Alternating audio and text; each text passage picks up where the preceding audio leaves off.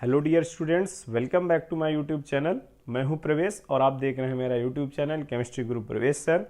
आज के इस वीडियो सेशन पर हम पढ़ने वाले हैं अपना नेक्स्ट टॉपिक हाइब्रिडाइजेशन मीन्स संकरण के बारे में। ठीक है, संकरण क्या होता है? तो समान शब्दों में जैसे कि आप जानते हो कि जब दो अलग अलग प्रकार की किस्मों को हम आपस में मिलाते हैं तो उसमें से जो नई जनरेट होती है तो उसको हम बोलते हैं संकरण, उस प्रोसेस को हम बोलते हैं संकरण। और जो बनी वहां पर किस्म होती है उसको हाइब्रिड या संकरित बोलते हैं। ठीक है ना, आपने संकरण मेंडल के जैसे नियम पढ़े हों। तो उसी प्रकार यहाँ पर भी अब हम केमिस्ट्री में बात करें तो उसी प्रकार अगर संकरण में से जैसे कि हम पढ़ें कि क्या होता है संकरण, तो संकरण में से क्या होता है कि जब दो अलग अलग ऊर्जा वाली या कहें असमान ऊर्जा वाली कक्षकें आपस में मिलें और मिलकर वहां पर वो कैसी हो जाएं, समान ऊर्जा वाली हो जाएं। ठीक, तो उसे कहते हैं संकरण।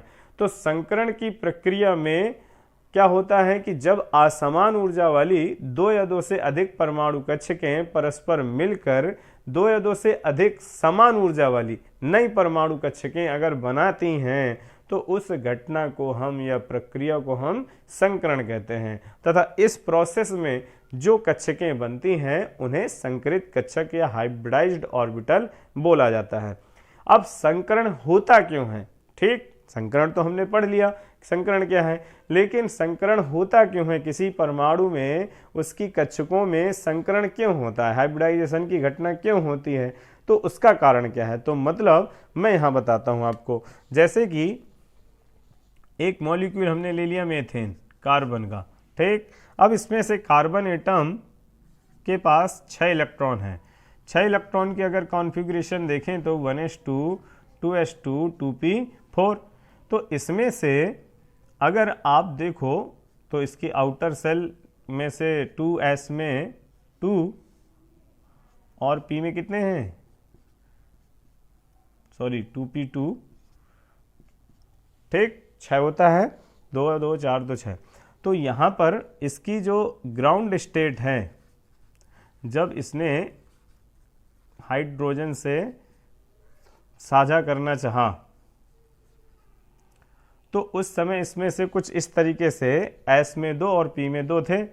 लेकिन जब ये हाइड्रोजन साझा करता है तो उस समय उत्तेजित होकर इसका एक इलेक्ट्रॉन यहाँ से जंप करके कहाँ चला जाता है, इसकी P कक्षक में चला जाता है। तो सभी कक्षकें कैसी हो गई, अनपेयर्ड हो गई। तो अब अनपेयर्ड इलेक्ट्रॉन्स की नंबर कितनी हो गई, 4 हो गई एक्साइटेड स्टेट पर आने में। ठीक है, तो जब एक्साइटेड स्टेट हमारी आई तो इसने अपने आप को 4 अयुग्मित इलेक्ट्रॉन वाला बना लिया।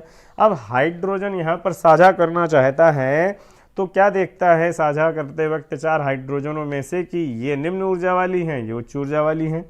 तो इनमें से निम्न ऊर्जा वाली कक्षकों में से हाइड्रोजन जैसे साझा पहले नहीं करना चाहता, इससे करना चाहता है। ठीक, मीन्स जैसे कि आप किसी ऐसे स्थान पर जाओ टूर में, अपने कॉलेज टूर पर, और आपको किसी अच्छे रूम में और आपके फ्रेंड को किसी उससे कम अच्छे रूम में ठीक रखा जाए तो क्या होगा, तो वहाँ पर समस्या होगी ना। तो हम वहाँ पर क्या करेंगे, सबको एक जैसे ही रूम अवेलेबल करेंगे।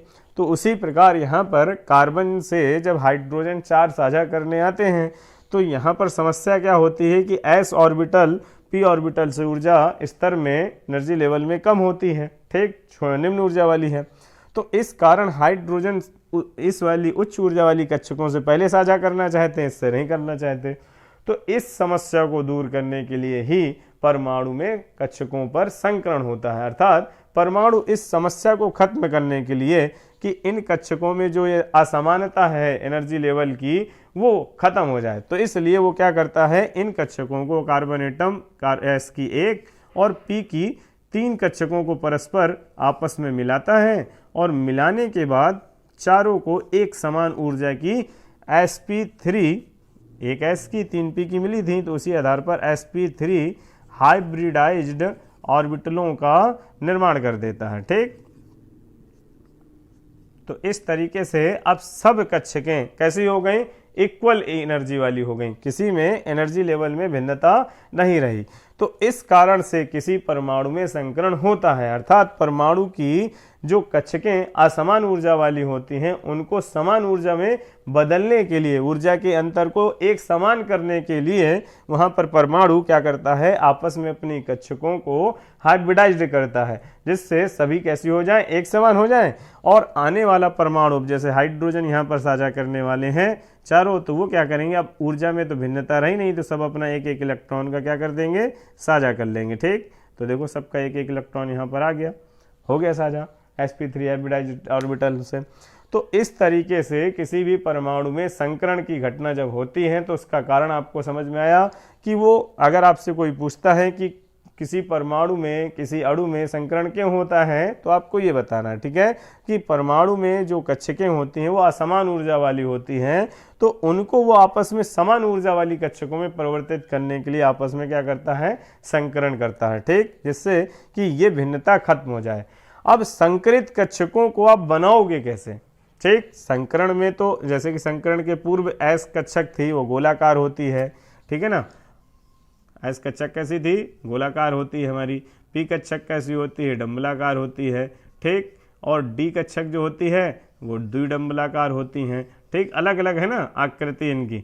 लेकिन जब यही कक्षकें आपस में मिल जाती हैं और समान ऊर्जा वाली हो जाती हैं, तो फिर उस संकरित कक्षक को, प्रत्येक संकरित कक्षक को हम कुछ इस तरीके से प्रदर्शित करते हैं। ठीक है, मतलब इसमें से जो लूप होंगे तो आपको ये पी ऑर्बिटल जैसी ही रही होगी, लेकिन पी ऑर्बिटल में दोनों लोब जो थे या लूप थे वो कैसे थे, बराबर थे।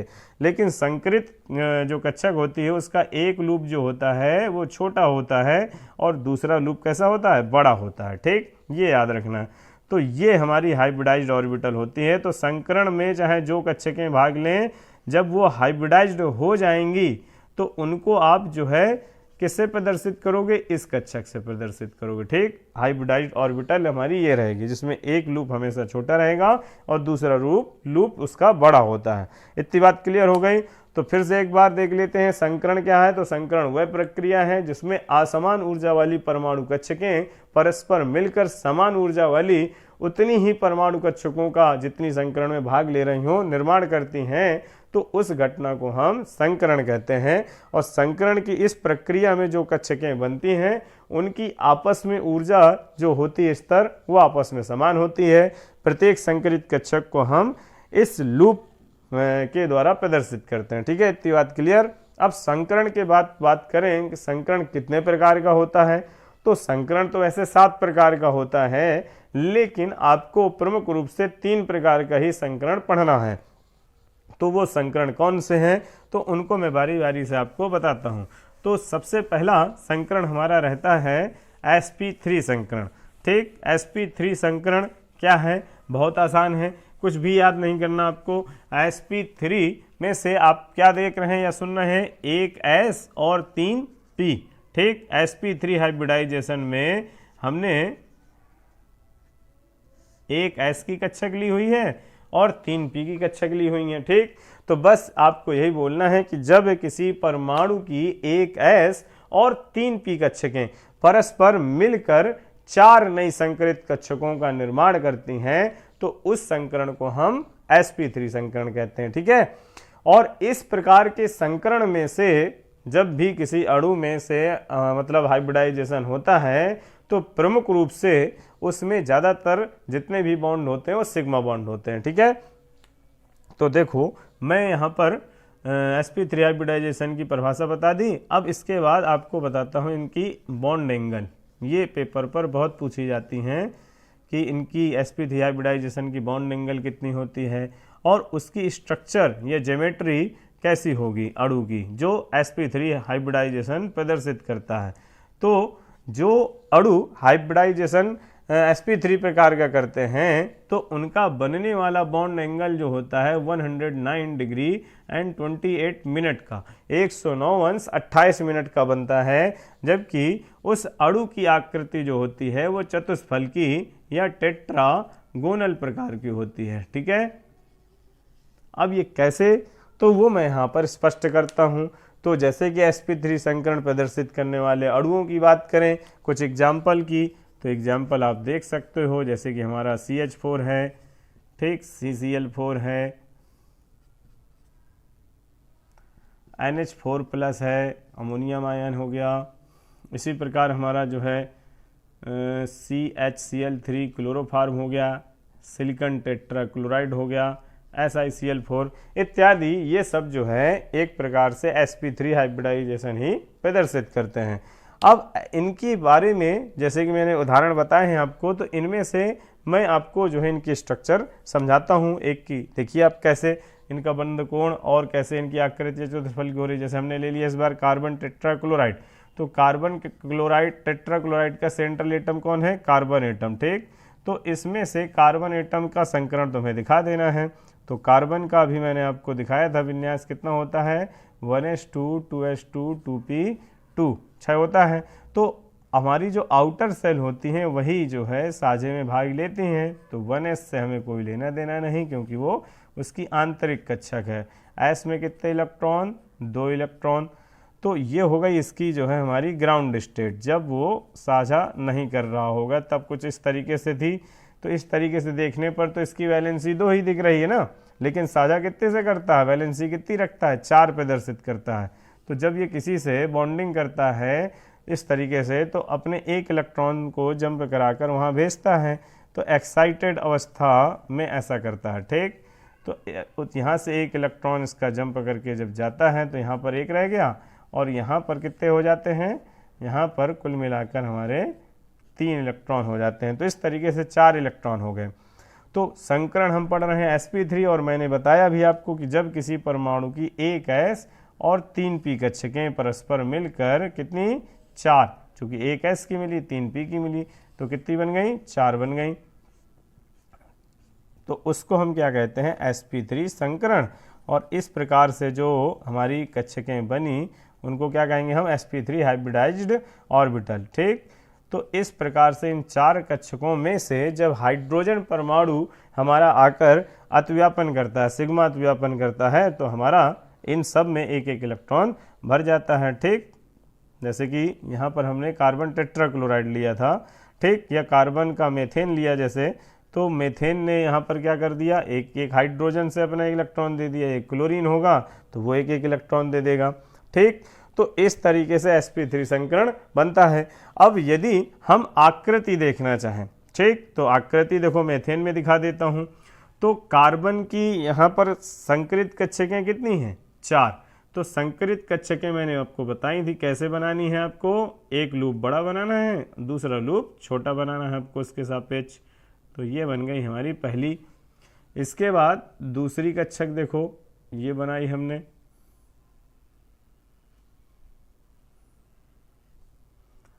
इसके बाद ये हमारी तीसरी कक्षक, चूंकि 3 कक्षकें 4 कक्षकें हैं यहाँ पर, और एक कक्षक हमारी यहाँ पर चौथी वाली कुछ इस तरीके से ये आ गई, ठीक। तो इस तरीके से यहाँ पर हमारी चारों कक्षकें दिख रही हैं और चारों कक्षकों के उनके लूप दिख रहे हैं। ये कार्बन एटम की हो गई। अब हम अगर मेथेन की जैसे बनाएं तो कार्बन के साथ मेथेन की जो s ऑर्बिटल होगी वो देखो कुछ इस तरीके से यहाँ पर हाइड्रोजन के रूप में अतिव्यापन करके जुड़ जाएगी। इसी प्रकार चारों से बारी बारी से ये जुड़ती जा रही, देखिए। तो कौन सा अतिव्यापन हो रहा है? अच्छी, तो सिग्मा बॉन्ड बन गया, ठीक, यही मैं बोल रहा था। अब देखो इसकी आकृति देखो, यहाँ से ये फलक में मैंने जोड़ा, एक यहाँ से ये फलक जोड़ा, और एक ये जोड़ के ये जोड़ दिया। तो आकृति कैसी दिख रही है? देखो दिख रही है टेट्रागोनल, चतुष्फलकी प्रकार की, ठीक है। या फिर मैं बाहर दिखा दूँ आपको, कुछ इस तरीके से हमारी आकृति देखो दिख रही चतुष्फलकी। तो यहाँ पर प्रत्येक फलक का जो कोण है वो कितना दिख रहा है? 109.28 मिनट का होगा, ठीक है। ये इस तरीके से आप जोड़कर इसकी बाहर भी आकृति दिखा सकते हो। तो पेपर पर आपके ये बहुत पूछा जाता है कि sp3 संकरित कक्षक में से संकरण का बॉन्ड एंगल कितना होता है, आकृति कैसी होती है, ठीक। तो क्लियर है, इस तरीके से आप sp3 हाइब्रिडाइजेशन को स्पष्ट कर सकते हो। अब इसके बाद बात करें sp2 संकरण की, ठीक है। तो sp2 संकरण क्या होता है? तो अब वो देखो, ये क्लियर हो गया। तो sp2 संकरण की बात करें तो जैसे कि मैंने कहा था कि नाम से बस काम है, तो sp2 संकरण में एक s की और 2 p की दिख रही हैं आपको। तो बस आपको वही बोलना है कि जब किसी परमाणु की एक s और 2 p कक्षकें भाग लें तो बस वो संकरण क्या कहलाएगा, हाइब्रिडाइजेशन जो होगा वो sp2 कहलाएगा। ठीक है, तो जब किसी परमाणु की एक s और 2 p परमाणु कक्षकें आपस में संकरित होती हैं तो उसमें बनने वाली जो कक्षकें होती हैं वो sp2 संकरित कक्षकें, तथा इस प्रकार का संकरण sp2 संकरण कहलाता है। अब इस प्रकार के संकरण में जो बॉन्ड एंगल होता है, ठीक, वो कितने अंश का रहने वाला है, 120 अंश का रहता है। और जो स्ट्रक्चर होगी, ज्योमेट्री होगी, वो कैसी होगी, तो उसकी बात करें तो वो रहती है हमारी ट्राइगोनल, मीन्स त्रिकोणी, ठीक, त्रिभुजाकार या त्रिकोणी प्रकार की। अब एग्जाम्पल की बात करें तो जैसे कि एग्जाम्पल में आप ले सकते हो बोरान हमारा ट्राईफ्लोराइड, बोरान ट्राईक्लोराइड, CO3-2, ठीक है ना। इस तरीके से तो अब यहाँ पर हम क्या करते हैं कि इनकी स्ट्रक्चर को देखते हैं। जैसे कि तो अब जैसे कि बोरान ट्राईफ्लोराइड को देख लेते हैं। तो बोरान का परमाणु क्रमांक होता है 5, तो 1s2 2s2 2p1, ठीक है। तो यहाँ पर इसकी अगर आद्य अवस्था में हम देखें, ठीक, आद्य अवस्था कहें या ग्राउंड स्टेट, तो इसके कितने इलेक्ट्रॉन हैं, इसमें 2 और p में कितने हैं, 1। लेकिन जब ये एक्साइटेड हो गया तो उस समय क्या होगा कि इसका 1 इलेक्ट्रॉन जंप करके यहाँ से कहाँ चला जाएगा, यहाँ आ जाएगा, ठीक।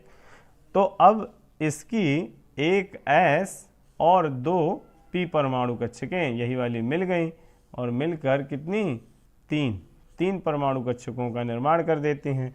तो वो तीनों जो बनी वो कौन सी हो गई, sp2 हाइब्रिडाइज्ड ऑर्बिटल, क्योंकि इनकी ऊर्जा लेवल आपस में बराबर थी तो इसलिए इनको हमने sp2 हाइब्रिडाइज्ड ऑर्बिटल कहा।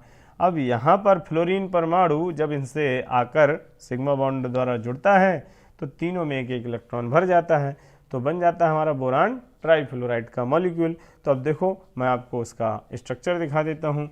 तो इसकी चूंकि 3 कक्षकें यहाँ पर भाग लेती हैं हाइब्रिडाइज्ड ऑर्बिटल, तो तीनों को हम यहाँ पर बारी बारी से बना लेते हैं। ये बन गई हमारी, देखो, पहली,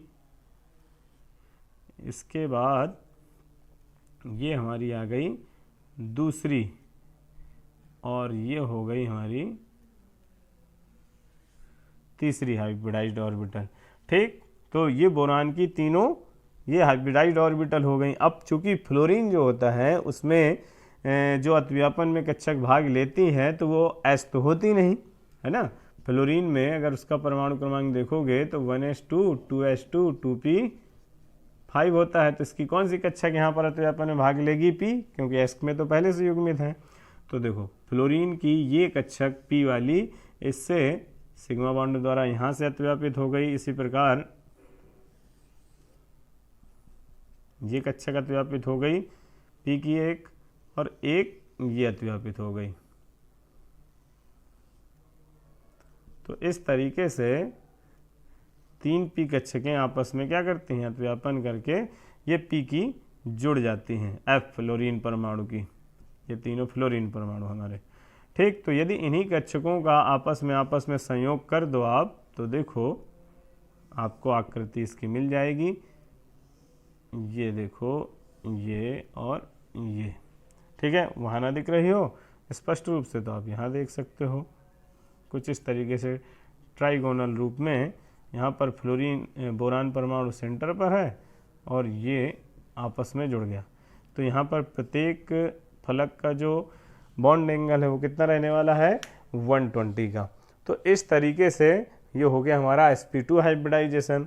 और एट लास्ट हम बात करते हैं sp हाइब्रिडाइजेशन की। ठीक, तो sp3 हाइब्रिडाइजेशन क्या होता है, सॉरी sp हाइब्रिडाइजेशन क्या होगा हमारा, तो ऐसा हाइब्रिडाइजेशन या संकरण जिसमें किसी अणु में उपस्थित परमाणु की एक s कक्षक, ठीक, कितनी, एक s कक्षक, एक दिख रही है ना इस बार, एक s कक्षक और एक p परमाणु कक्षक परस्पर मिलकर दो नई संकरित कक्षकों का निर्माण करती हैं।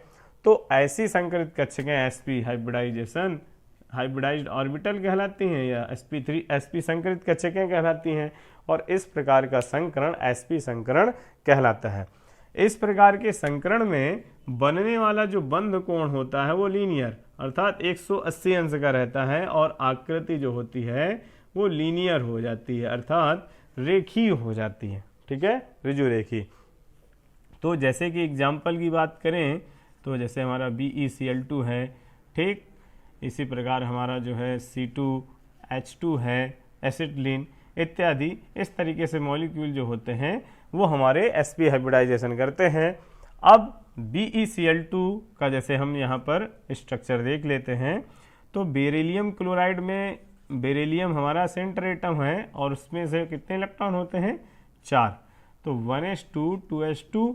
ठीक है, तो अगर अब देखो इसमें तो देखा जाए तो 2s तो पूरी भरी है, ठीक, तो इसको संकरण में भाग लेना चाहिए क्या, या कहें इसको साझा करना चाहिए क्या, लेकिन फिर भी देखो 2 Cl से साझा कर रहा है। तो क्यों कर रहा है, कैसे कर रहा है, तो इसके पास आगे कौन सी कक्षक खाली पड़ी हुई है, इसके दूसरे कोष में 2p, तो p में इसके जो एक भी इलेक्ट्रॉन नहीं है भी, तो क्या करता है, अपनी ग्राउंड स्टेट में से ये एक इलेक्ट्रॉन को यहाँ से जंप कराकर कहाँ भेज देता है, अपनी इस कक्षक में भेज देता है एक्साइटेड स्टेट पर। ठीक, अब यहाँ पर जब भेज देता है तो यहाँ कितने बचे, एक इलेक्ट्रॉन, और यहाँ पर कितने बच गए, एक इलेक्ट्रॉन यहाँ भी हो गया। तो कितनी कक्षकें हो गई, 2, तो एक s की है और एक p की है। तो इस प्रकार से जब 2 s व p कक्षकें मिलती हैं तो दो नई sp हाइब्रिडाइज्ड ऑर्बिटल्स का निर्माण वहाँ पर हो जाता है। ठीक, दोनों में कितने कितने इलेक्ट्रॉन, एक एक इलेक्ट्रॉन है। अब जब ये 2 Cl परमाणु से एक एक इलेक्ट्रॉन को लेता है तो इसकी दोनों कक्षकें भी युग्मित अवस्था में आ जाती हैं।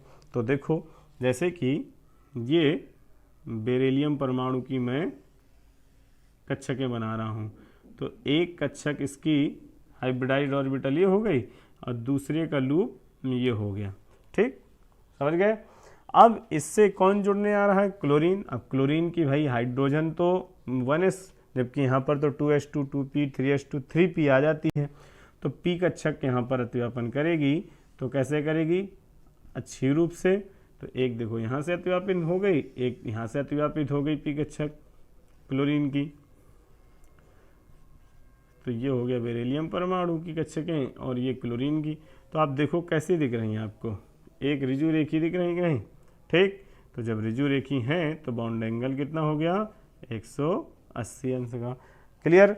तो इस तरीके से आपको याद रखना है कि किस प्रकार से किसी अणु में संकरण क्यों होता है, कैसे होता है, संकरण क्या होता है, कितने प्रकार का होता है, मैंने सब स्पष्ट कर दिया। ठीक है।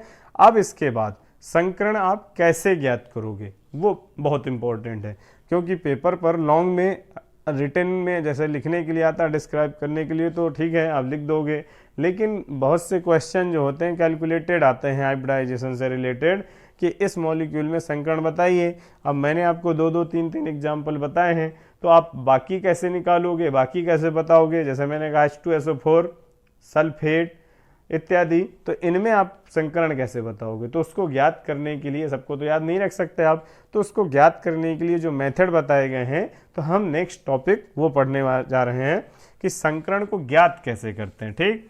अब किसी मॉलिक्यूल में संकरण को ज्ञात करने के लिए 2 प्रकार के मेथड हैं, या 2 प्रकार के मॉलिक्यूल्स के लिए संकरण के अलग अलग मेथड दिए गए हैं। मतलब इनऑर्गेनिक कंपाउंड्स में आप संकरण को ज्ञात करने के लिए अलग मेथड का यूज करोगे और जो ऑर्गेनिक कंपाउंड्स हैं हमारे उनके लिए संकरण ज्ञात करने के लिए अलग मेथड यूज करोगे।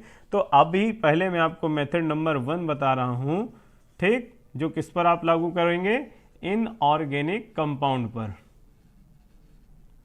ठीक है, इनऑर्गेनिक कंपाउंड में आप जब संकरण निकालोगे तो इस मेथड का यूज करना है। तो क्या करना है, बहुत बड़ा कुछ कोई खास मेथड नहीं है, आपको एक फार्मूला बताता हूं, उस फार्मूले से आप किसी भी मॉलिक्यूल का संकरण फटाफट बता सकते हो कैलकुलेट करके। ठीक है, तो क्या है वो फार्मूला, तो अगर कोई अकार्बनिक यौगिक आपको दिया जा रहा है और आपसे पूछा जा रहा है इस यौगिक में संकरण बताइए क्या होगा, तो आप क्या करो, फटाफट एक सूत्र ये वाला वहां पर यूज करो, x equal 1/2 VE plus SA minus E।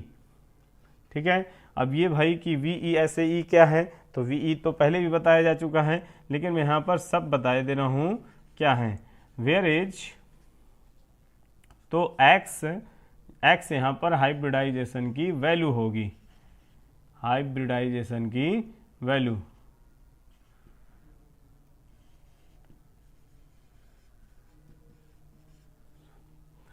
VE यहाँ पर वैलेंस इलेक्ट्रॉन होंगे, मतलब उस मॉलिक्यूल में से जो सेंट्रल एटम हो आपका, केंद्रीय परमाणु हो, उस केंद्रीय परमाणु में जो संयोजी इलेक्ट्रॉनों की संख्या हो वो VE के रूप में रख देना है। इसके बाद ऐसे क्या है, तो उस सेंट्रल एटम से जो अटैच्ड एटम हो, ठीक, मतलब उससे जो भी एटम जुड़े हों केंद्रीय परमाणु से, तो उनकी नंबर यहाँ पर आपको ऐसे के रूप में रख देनी है, ठीक, अटैच्ड एटम्स की नंबर। लेकिन वहाँ पर यहाँ पर याद रखना है कि ऑक्सीजन को नंबर को काउंट नहीं करना, ऑक्सीजन को छोड़कर, ठीक, ऑक्सीजन की संख्या आपको वहाँ पर काउंट नहीं करनी है। ठीक है, ऑक्सीजन परमाणु को छोड़ना है, नहीं तो आपका काम गड़बड़ कर देगा ये। और ई वहाँ पर चार्ज है, ठीक, इतनी बात क्लियर। एक्स क्या है, हाइब्रिडाइजेशन की नंबर है, VE क्या है, वैलेंस इलेक्ट्रॉनों की संख्या है, किसके, सेंट्रल एटम के, और ऐसे क्या है, तो सेंट्रल एटम से जो अटैच एटम होंगे उनकी संख्या है, लेकिन वहाँ पर आपको ऑक्सीजन को काउंट नहीं करना है, उससे अटैच अगर ऑक्सीजन आते हैं तो उसको आप छोड़ना है। और E क्या है, उस मॉलिक्यूल पर प्रेजेंट चार्ज का नंबर रखना है आपको, ठीक, इतनी बात क्लियर। अब यहाँ पर ये जो x की नंबर है उसको आप कैसे जब ज्ञात कर लोगे तो संकरण कैसे पता करोगे, तो उसके लिए एक छोटी सी टेबल आपको याद रखनी है, हाइब्रिडाइजेशन x की वैल्यू जो आएगी, वैल्यू ऑफ x, ठीक, और अच्छी तरीके से मैं लिखे दे रहा हूँ, आप अच्छी तरीके से लिखिएगा, कॉपी पेन लेकर नोट्स बनाइएगा, तो आपको ये बहुत अच्छी तरीके से क्लियर हो जाएगा। ठीक है, वैल्यू ऑफ x और हाइब्रिडाइजेशन, तो देखो आपकी जो x की वैल्यू है वो मिनिमम 2 से शुरू होती है, ठीक, 2, 3, 4, 5, 6 एंड 7, इन वैल्यू में से आपको कोई भी एक वैल्यू x के रूप में मिलेगी, तो आप वहाँ पर संकरण को पहचान लोगे। तो जब 2 आपको x की वैल्यू मिलती है तो आपका हाइब्रिडाइजेशन वहाँ पर क्या होगा, sp हो जाएगा, अगर 3 मिलती है तो sp2 हो जाएगा, 4 मिलती है तो sp3 हो जाएगा, और 5 मिलती है तो sp3d, या फिर इसी को उल्टा भी पढ़ सकते हो आप, dsp3, ठीक है, sp3d2 और एट लास्ट sp3d3। इस तरीके से इस टेबल की सहायता से हम किसी भी मॉलिक्यूल्स में से जो हमने x की वैल्यू वहाँ पर जो है ज्ञात की होगी उसकी सहायता से उसका संकरण बता सकते हैं। क्लियर है, तो अब बात करते हैं इसके एग्जाम्पल की, ठीक, क्लियर है, देख सकते हैं आप। तो देखो मैं आपको यहाँ पर कुछ एग्जाम्पल इससे कराकर दिखाता हूँ, जैसे कि मैंने ले लिया H2SO4। अब H2SO4 मॉलिक्यूल में आपसे कहा जा रहा है संकरण बताइए भाई, तो क्या होगा, तो H2SO4 में से सेंट्रल एटम कौन है, सल्फर, तो बस चालू हो जाओ, x equal 1/2 VE plus SA minus E के। तो X बराबर 1/2 VE सल्फर है, सल्फर का केंद्रीय परमाणु के संयोजी इलेक्ट्रॉनों की संख्या कितनी होती है 6।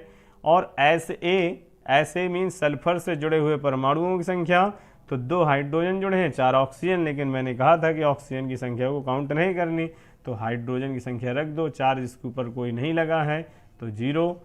तो बस x बराबर 1/2, 6 2 8 बार दिए तो आ गया 4। अब टेबल में आपको 4 बताया गया कौन सा संकरण होता है sp3। क्लियर।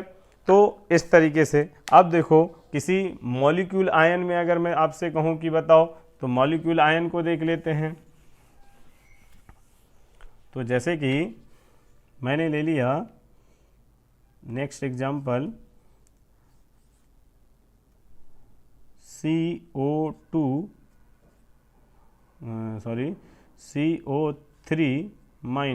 कार्बोनेट।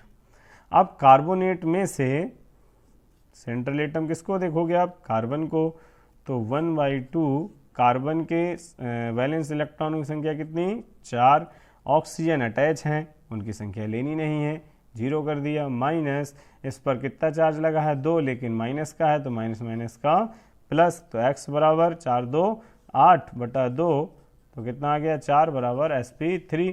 ठीक। तो इस तरीके से आप किसी का भी संकरण ज्ञात कर सकते हो ना। ठीक। अब देखो और एक दो बड़े मॉलिक्यूल का देखते हैं जिसमें से संकरण की वैल्यू ज़्यादा आती है। तो जैसे मैंने ले लिया PCl5। ठीक।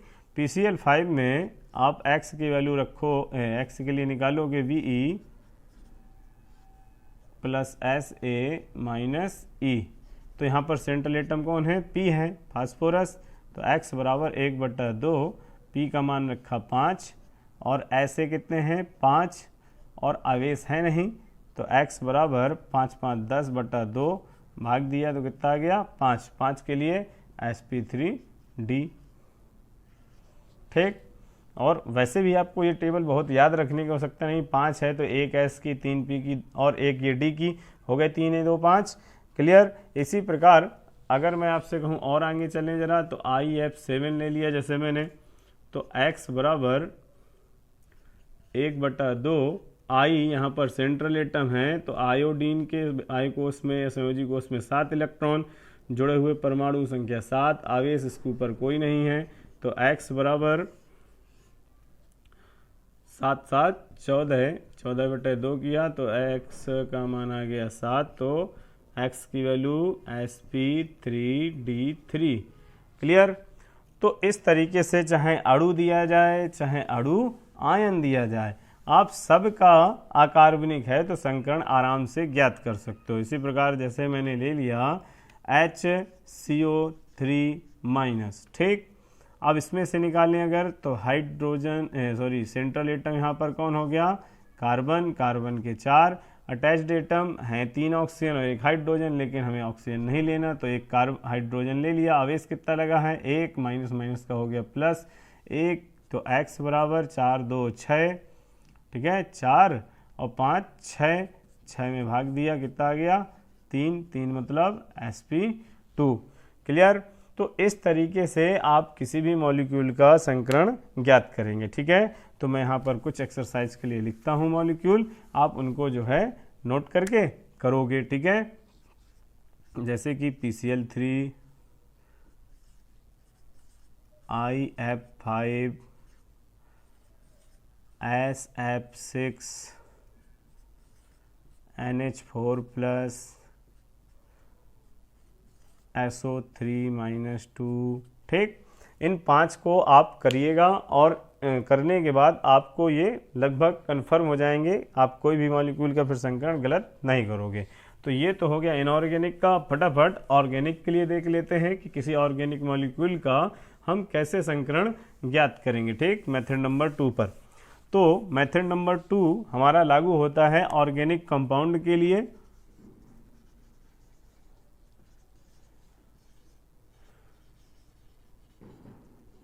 तो ऑर्गेनिक कंपाउंड हमारे जो हैं उन पर आप पता है कि ऑर्गेनिक कंपाउंड क्या होते हैं, कार्बन और हाइड्रोजन से बने कंपाउंड या हाइड्रोकार्बन हमारे ऑर्गेनिक कंपाउंड कहलाते हैं। तो जैसे कि मैंने एक एग्जांपल ले लिया, उससे बताता हूँ आपको। पहले जैसे मैंने ले लिया CH3 CH double bond CH2, ये 3 कार्बन वाला एक यौगिक है। अब इसमें से आपसे कहा जा रहा संकरण ज्ञात कीजिए, तो आप अगर उस मेथड से ज्ञात करते हैं तो आप गलत कर दोगे इसको, क्योंकि यहाँ पर प्रत्येक कार्बन का जो हाइब्रिडाइजेशन है वो अलग अलग है। ठीक, तो ऑर्गेनिक मेथड में से कार्बन परमाणु ही मेन होते हैं, केंद्रीय परमाणु। तो उनमें से कार्बन का, प्रत्येक कार्बन परमाणु का जो संकरण होता है वो तुम्हें ज्ञात करना है, प्रत्येक का। यानी कि टोटल नंबर में से 3 कार्बन है तो सीधे निकाल दिया, ऐसा नहीं। प्रत्येक का अलग अलग हो सकता है, एक जैसा हो सकता है, तो आपको सबको निकालना है, अलग अलग निकालना। कैसे निकालना है तो उसके लिए मैं बता रहा हूँ, आपको कुछ नहीं करना, सिग्मा बंधों की संख्या देखनी है, सिग्मा बंधों की संख्या देखनी है। ठीक, इतना तो कर सकते हो, अभी मैंने आपको सिखाया था पीछे वीडियो पर सिग्मा पाई बंधों की संख्या ज्ञात करना।